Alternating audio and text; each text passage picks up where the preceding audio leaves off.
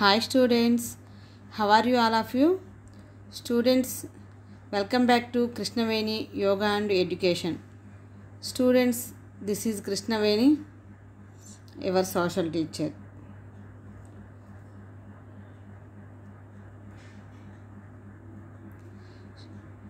మీకు గనక నా వీడియోస్ నచ్చినట్లయితే ఛానల్ని సబ్స్క్రైబ్ చేసుకోండి, బెల్ ఐకాన్ క్లిక్ చేయండి. మీకు వీడియోస్ నచ్చితే లైక్ చేయండి, మీ ఫ్రెండ్స్కి షేర్ చేయండి. ఓకే స్టూడెంట్స్, ఈరోజు క్లాస్లో మనం ఏం తెలుసుకుంటున్నామో తెలుసా? Slogans. 10th class social studies slogans అంటే నినాదాలు. ఒకసారి అవేంటో చూద్దాము. అయితే స్టూడెంట్స్, మీకు ఎగ్జామ్ కనుక జరిగితే జూలై 1st వీక్లో ఉంటే ఎగ్జామ్ ఉన్నట్టు, తర్వాత లేకపోతే ఎగ్జామ్స్ రద్దయినట్లు అని చెప్పేసి ఈరోజు న్యూస్లో ఆదిమూలపు సురేష్ గారు చెప్పారనమాట. సో ఎగ్జామ్ ఉంటుంది లేనిది అనేది మీకు ఇంకొక 10 డేస్లో క్లారిఫికేషన్ అనేది వచ్చేస్తుంది. Okay,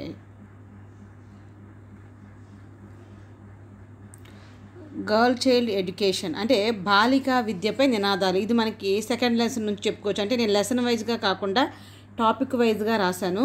so girl child education అనే దానికి మనకి ఎక్కువగా సెకండ్ లెసన్ నుంచి కనిపిస్తూ ఉంటుంది. చూద్దాం. Educate girl child, give light to the old world. మనము ఒక బాలికను కనుక, ఆడపిల్లను కనుక చదివించాము అంటే అది ప్రపంచం మొత్తానికి వెలుగులా అంట. చూడండి, ఆడపిల్ల చదువు అవనికి వెలుగు. Education to girl child, responsibility of every citizen. ఈ బాలికలను చదివించే బాధ్యత ప్రజల అందరి బాధ్యత. బాలికా విద్య అనేది ప్రజల అందరి యొక్క బాధ్యత. Let the girls be educated, lessen gender biases. చూడండి, ఇక్కడ మనం అమ్మాయిలు కనుక చదివించాము అంటే లింగ వివక్షత అనేది తగ్గిపోతుంది అనమాట. అమ్మాయిలను చదివిద్దాం, లింగ వివక్షతను తగ్గిద్దాం. ఏవైనా ఒక 2 మీరు రాయాలి. మిమ్మల్ని ప్రశ్న అడిగినప్పుడు ఏవైనా 2 స్లోగన్స్ రాయండి. మీరు ఏ విధంగా ప్రశంసిస్తారు అని మీకు ఎగ్జామ్లో అడుగుతుంటారు. అలాంటప్పుడు మీరు ఇవి రాస్తే సరిపోతుంది. Educate A girl, she educate entire family. చూడండి, ఒక అమ్మాయిని కనుక చదివిస్తే, ఆడపిల్లని చదివిస్తే తన ఫ్యామిలీ మొత్తం కూడా తను ఎడ్యుకేట్ చేస్తుంది అనమాట, చదివిస్తుంది. సో ఆడపిల్ల చదువు ఇంటికి వెలుగు. 1 educated mother equal to 5 educated fathers. చూడండి, ఒక చదువుకున్న తల్లికి 5 తండ్రులు సమానం అనమాట. చదువుకున్న తండ్రులు అని అర్థం. చూడండి, ఎంత అంటే ఒక అమ్మాయిని చదివించడం వల్ల ఎంత బెనిఫిట్ ఉన్నది అనే దాన్ని బట్టి మనం ఈ స్లోగన్స్ అనేవి ప్రిపేర్ చేసామన్నమాట. చూడండి, next. Let us educate girls, let them build their future. ఆడపిల్లలను చదివిస్తే అది వాళ్ళ అభివృద్ధికి చిరునామా అవుతుంది, వాళ్ళ ఫ్యూచర్ బాగుంటుంది. సో ఆడపిల్లల చదువు అభివృద్ధికి చిరునామా. Slogans to increase employment opportunities. మనకి 3rd లెసన్ నుంచి కనుక చూస్తే ఇది ఉపాధి అవకాశాలను పెంచుటకై నినాదాలు. Establish industries, create jobs. మనం ఎప్పుడైతే పరిశ్రమలను స్థాపిస్తామో వెంటనే జాబ్స్ అనేవి క్రియేట్ చేయబడతాయి. సో మనం ఆ విధంగా జనరల్గా మనం చెప్పుకునే వర్డ్స్ని స్లోగన్స్గా మనం క్రియేట్ చేసుకొని రాయటమే. పరిశ్రమలను స్థాపిద్దాం, 10 మందికి పని చూపుదాం. Encourage self employment, eliminate unemployment. Self ఎంప్లాయ్మెంట్ని ఎంకరేజ్ చేశాము అనుకోండి, అన్ఎంప్లాయ్మెంట్ అనేది ఉండదు. ఇప్పుడు ప్రజెంట్ సిచ్యువేషన్లో చాలామంది ఉద్యోగం లేదు అని బాధపడుతుంటారు కదా. సో అలాంటి పరిస్థితుల్లో వాళ్ళే ఏదో ఒక స్వయం ఉపాధి పథకాలు స్వయంగా వాళ్ళు చేసుకునే ఏవైనా ఉంటే ఉపాధిని పొందడం కోసం బిజినెస్లే కానీ లేకపోతే ఏవైనా చిన్న చిన్న వర్కులు చేసుకుంటూ ఉంటే నిరుద్యోగిత అనేది ఉండదు అని చెప్తున్నాడు. స్వయం ఉపాధిని ప్రోత్సహిద్దాం, నిరుద్యోగ సమస్యను నిర్మూలిద్దాం. Loan from bank, way to self employment. మనకి సెల్ఫ్ ఎంప్లాయ్మెంట్ పొందాలి అంటే మరి మనం ఏదైనా ఒక చిన్న బిజినెస్ స్టార్ట్ చేయాలన్నా రుణాలు కావాలి కదా. మరి ఆ రుణాలు మనం ఎక్కడి నుంచి తెచ్చుకుంటాం? బ్యాంకుల నుంచి తెచ్చుకుంటే మంచిది. మనకు వడ్డీలు కానీ ఇవేమి ఇబ్బందులు ఎక్కువగా ఉండకుండా ఉంటాయి. సో బ్యాంకుల ద్వారా రుణాలు స్వయం ఉపాధికి సోపానాలు. మనం స్వయం ఉపాధి పెట్టుకోవాలి అంటే మనకి ఎవరు అప్పిస్తారు? కాబట్టి బ్యాంకులు అప్పిస్తాయి. కాబట్టి బ్యాంకుల ద్వారా పొందే మనకి రుణం అనేది స్వయం ఉపాధికి సోపానాలు. ఒక్కొక్క మెట్టు మనం చక్కగా బిజినెస్లో ఎదగొచ్చు అనమాట. Slogans on global warming. ఇది మనకి 4th లెసన్కి రిలేటెడ్గా ఉంటుందన్నమాట. గ్లోబల్ వార్మింగ్ తగ్గించడంపై నినాదాలు. Plant trees, lesson the heat. అంటే చెట్లు నాటుదాం. మనం ఎప్పుడైతే చెట్లు నాటుతామో హీట్ అనేది తగ్గిపోతుంది. సో భూతాపాన్ని తగ్గిద్దాం. Grow green forests reduce greenhouse gas emissions. చూడండి, గ్రో ద గ్రీన్ ఫారెస్ట్స్ అంటే హరిత వనాలను పెంచుదాం, హరిత గృహ వాయువుల ప్రభావాన్ని తగ్గిద్దాం. Do not cut forest, do not make the earth a fireball. ఎప్పుడైతే మనం అడవులు నరికేసామో అప్పుడు భూమి మండుతున్న అగ్నిగోళం అయిపోతుంది అనమాట. So don't cut forest, don't make the earth a fire ball. అడవులు నరకవద్దు, భూమిని అగ్నిగోళం చేయొద్దు. It is not global warming, it is global warning. ఏదో గ్లోబల్ వార్మింగ్ అనుకుంటున్నాం కానీ కాదు, అది మొత్తం ప్రపంచానికి వార్నింగ్ ఇస్తుంది. ప్రొటెక్ట్ మదర్ ఎర్త్, మనం భూమి మనది జన్మభూమి అనమాట. మన భూమిని గనక మనం ప్రొటెక్ట్ చేసుకుంటే ఇట్ ప్రొటెక్ట్స్ ఆల్. ఇది మాతృభూమి కదా, అది అందరినీ ప్రొటెక్ట్ చేస్తుంది. లెస్ పొల్యూషన్ బెస్ట్ సొల్యూషన్, తక్కువ పొల్యూషన్ అనేది మంచి పరిష్కారం మనకి. పర్యావరణ పరిరక్షణ భవితకి సంరక్షణ, పచ్చని చెట్టు ప్రగతికి మెట్టు. ఇట్లా ఏవైనా సరే కొన్ని తెలుగులో కొన్ని అవైలబిలిటీ ఉన్నాయి, కొన్ని ఇంగ్లీష్లో అవైలబిలిటీ. సో ఎవరికి ఏది కావాలంటే అది మనం కొంచెం ఈ వేలో మీరు ప్రిపేర్ చేసుకుని అయినా ఎగ్జామ్లో రాయొచ్చు. ఇవే గుర్తుపెట్టుకోవాలని ఏమీ లేదు. స్లోగన్స్ టు వాటర్ కన్జర్వేషన్, భూగర్భ జలాల పరిరక్షణపై నినాదాలు. Each drop we save gift to future, మనము సేవ్ చేసే ప్రతి ఒక్క డ్రాప్ కూడా మన ఫ్యూచర్ జనరేషన్కి అందించే కానుక. సో మనం పొదుపు చేసే ప్రతి నీటి చుక్క ముందు తరాలకు నువ్వు అందించే కానుక, కాబట్టి నీటిని చాలా పొదుపుగా వాడుకోవాలి.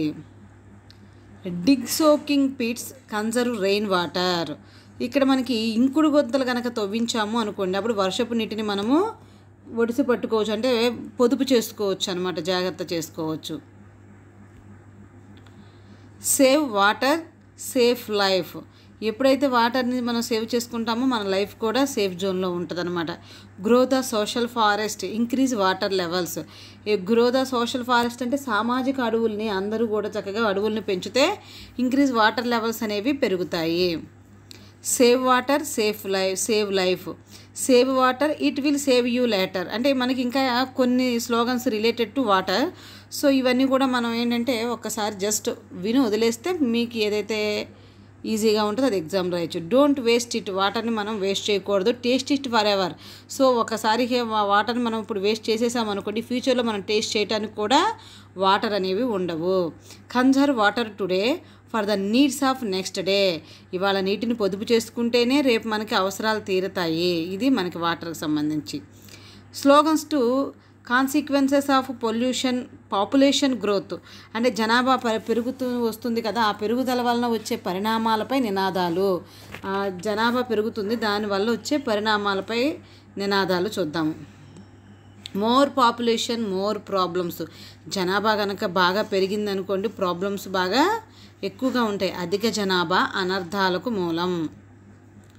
స్మాల్ ఫ్యామిలీ హ్యాపీ ఫ్యామిలీ, మన అందరికీ తెలుసు, చిన్నప్పటి నుంచి చూస్తున్నాం, చిన్న కుటుంబం చింతలు లేని కుటుంబం.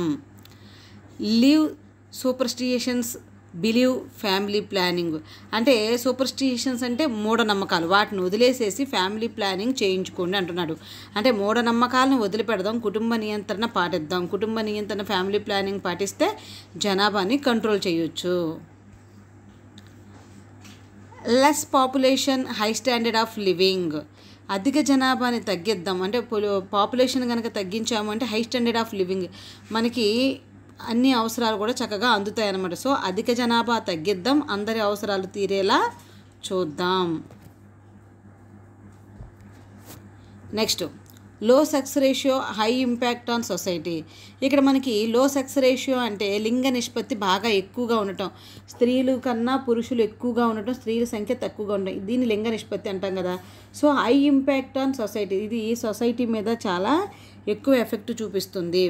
Control population control pollution, population ఎప్పుడైతే తగ్గిస్తామో పొల్యూషన్ అనేది కూడా ఆటోమేటిక్గా తగ్గిపోతుంది. Slogans to impacts of globalisation, ప్రపంచీకరణ ప్రభావంపై నినాదాలు. ప్రపంచీకరణ వల్ల ఎవరికి బెనిఫిట్ ఎవరికి నష్టాలు చూడండి. Globalisation make the whole world a village, ఈ గ్లోబలైజేషన్ అనేది దానివల్ల మొత్తం ప్రపంచం అంతా కూడా ఒక విలేజ్లా అయిపోతుంది, అంటే అంత కమ్యూనికేషన్స్ పెరిగిపోతుంది అనమాట.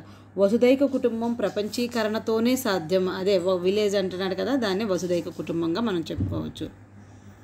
Globalisation boon to industrialists, burden to small producers. ఎవరికి అది వరంలాగా ఉంది? సంపన్నులకు అది వరము, చిన్న ఉత్పత్తిదారులకు భారము. Globalisation boon to industrialists, burden to small producers. చిన్నగా బిజినెస్ చేసుకునే వాళ్ళకి అది బర్డెన్ అయిపోతుంది అనమాట, ఉత్పత్తిదారులకు. ఎందుకు అంటే ఎక్కువగా పెద్ద ఉత్పత్తిదారులే దానివల్ల లాభం పొందుతున్నారు కాబట్టి. స్లోగన్స్ ఆన్ ఫుడ్ సెక్యూరిటీ, ఆహార భద్రతపై నినాదాలు చూద్దాం. Minimum supporting price, minimum profit. Minimum supporting price అంటే మనకి కనీస మద్దతు ధర అనేది ఉంటే వాళ్ళకి, రైతులకి కనీసం మినిమం ప్రాఫిట్ అనేది ఉంటుంది. Public distribution system promise to health. ఈ పబ్లిక్ డిస్ట్రిబ్యూషన్ సిస్టమ్ వల్ల, మనకి ప్రజా పంపిణీ వ్యవస్థ వల్ల ప్రజల ఆరోగ్యం కొంతవరకు సేవ్ అవుతుందని చెప్పేసి మనం చెప్పుకోవచ్చు. ఎందుకు అంటే ఇప్పుడున్న కరోనా పరిస్థితుల్లో కూడా మనకి పబ్లిక్ డిస్ట్రిబ్యూషన్ సిస్టమ్ ద్వారా చాలా రైస్ అది అందిస్తున్నారు కాబట్టి ప్రజలందరూ కాస్త పనులున్నా లేకపోయినా వాళ్ళు తినడానికి తిండి ఉంటుందన్నమాట అది. సో ఆ విధంగా మనం స్లోగన్స్ సిచ్యువేషన్ బట్టి ప్రిపేర్ చేసుకోవచ్చు. Encourage farmers, enhance food grain farming. So ఫార్మర్స్ని ఎంకరేజ్ చేసి ఫుడ్ గ్రెయిన్ ఫార్మింగ్ని కూడా మనం ఎంకరేజ్ చేయాలి. Food for all, health for all. అందరికీ ఫుడ్ ఉంటే ఆరోగ్యం అందరికీ ఉంటుంది. Availability of food, security of food. ఇవి మనకి ఎంత అవైలబిలిటీ ఉంటే అంత రక్షణ అన్నమాట. చూడండి, చౌక ధరల దుకాణాలు ఆహార భద్రతకు సోపానాలు. అందరికీ ఆహారం, అందరికీ ఆరోగ్యం. ప్రజా పంపిణీ వ్యవస్థ, ప్రజా ఆరోగ్యానికి భరోసా. రైతన్నను ప్రోత్సహిద్దాం, ఆహార ఉత్పత్తిని పెంచుదాం. కనీస మద్దతు ధర నిర్ణయం ప్రభుత్వం యొక్క కనీస బాధ్యత. Slogans on environment. ఎన్విరాన్మెంట్ అంటే ఇది మనకి 12th లెసన్కి రిలేటెడ్ అనమాట. పర్యావరణంపై నినాదాలు. గ్లోబల్ వార్మింగ్పై చూసాము, వార్మింగ్పై. ఇప్పుడు వాటర్ మీద చూసాము, కన్జర్వేషన్ మీద. అదేవిధంగా ఇప్పుడు పర్యావరణం గురించి చూద్దాం. Nature and environment necessity on earth. మనకి పర్యావరణమే కానీ అదేవిధంగా ప్రకృతియే కానీ మనకి కంపల్సరీ అవసరాలన్నమాట. Save environment, increase life span. Environment అంటే ప్రకృతిని సేవ్ చేస్తే, పర్యావరణాన్ని సేవ్ చేస్తే మన జీవితకాలం అనేది పెరుగుతుంది. Conserve environment, reduce global warming. మనం ఎన్విరాన్మెంట్ని కనుక సేవ్ చేసుకున్నాము అనుకోండి, రెడ్యూస్ గ్లోబల్ వార్మింగ్. మనకి ఎన్విరాన్మెంట్ని కాపాడితే గ్లోబల్ వార్మింగ్ అనేది ఆటోమేటిక్గా తగ్గుతుంది. Protect mother earth, plant trees.